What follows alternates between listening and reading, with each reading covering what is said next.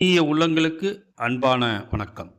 18வது மக்களவைத் தேர்தல் நாடு முழுவதும் 7 கட்டமாக நடைபெற்று வருகிறது. இதுவரை 3 கட்ட தேர்தல் நடைபெற்றுள்ளது. 96 தொகுதிகளுக்கு மே 13 அன்று 4ஆம் கட்ட தேர்தல் நடைபெற உள்ளது.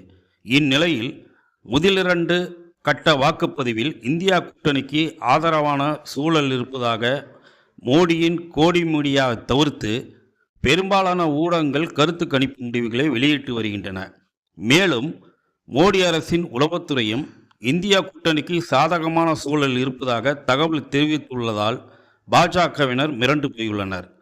பிரதமர் மோடி உள்ளிட்ட பாஜகவினர் பாகிஸ்தான், ராமர் கோயில், இந்து முஸ்லிம் மக்களிடையே வன்முறையை கிளப்பும் வெறுப்பு பேச்சு, இந்தியா கூட்டணி கட்சிகளை குறிவைத்து பொய் செய்திகள் உள்ளிட்டவை மூலம் இழிவான தேர்தல் பிரச்சாரத்தை மேற்கொண்டு வருகின்றனர்.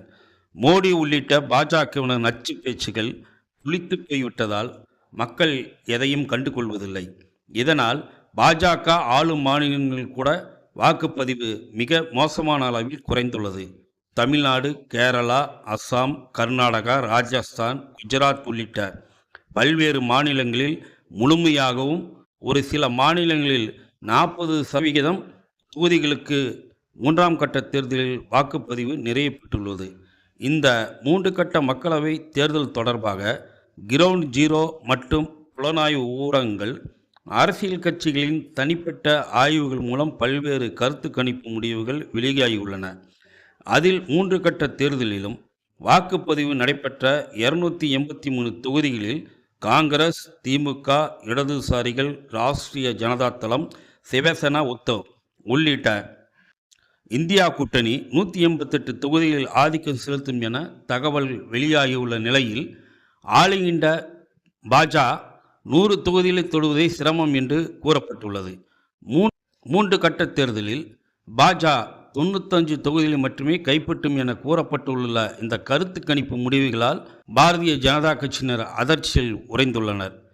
தென்னிந்தியாவிலும் நாங்கள் இருக்கிறோம் என கூறிக்கொள்ளும் அளவுக்கு உள்ள கர்நாடகாவில் மக்களவை தேர்தல் மூலம் பாரதிய ஜனதா கட்சிக்கு பலத்த அடி கிடைக்கும் என கிரவுண்ட் ஜீரோ கருத்து கணிப்புகள் முடிவுகள் மூலம் தகவல் வெளியாகியுள்ளது. கர்நாடகாவில் மொத்தமுள்ள 28 தொகுதிகளில் 14+14 என்ற அளவில் 2 கட்டமாக வாக்குப்பதிவு நடைபெற்றது. இந்நிலையில் கர்நாடகாவில் மொத்தமுள்ள 28 தொகுதிகளில் எந்த கூட்டணிக்கு எத்தனை தொகுதி கிடைக்கும் என பிரபல கருத்து கணிப்பு நிறுவனமான கிரவுண்ட் ஜீரோ நிறுவனம் தங்களது கருத்து கணிப்பு முடிவுகளை வெளியிட்டுள்ளது.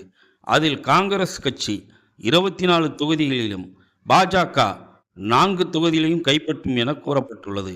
பிரிஜுவல் ரேவணா விவகாரம் கூடுதல் சேதாரத்தை உருவாக்கும்.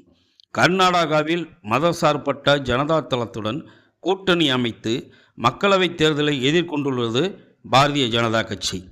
இத்தகைய சூழலில் கர்நாடகாவில் முதல் கட்ட வாக்குப்பதிவு நடைபெற்ற நாளான ஏப்ரல் 26க்கு முந்தைய நாளான ஏப்ரல் 25 அன்று ஜேடிஎஸ் கட்சியின் பிரிஜுவல் ரேவணா பாலியல் வன்குற்றங்கள் சம்பவம், 300 பெண்கள், 3000 ஆபாச வீடியோக்கள் கசிந்தது.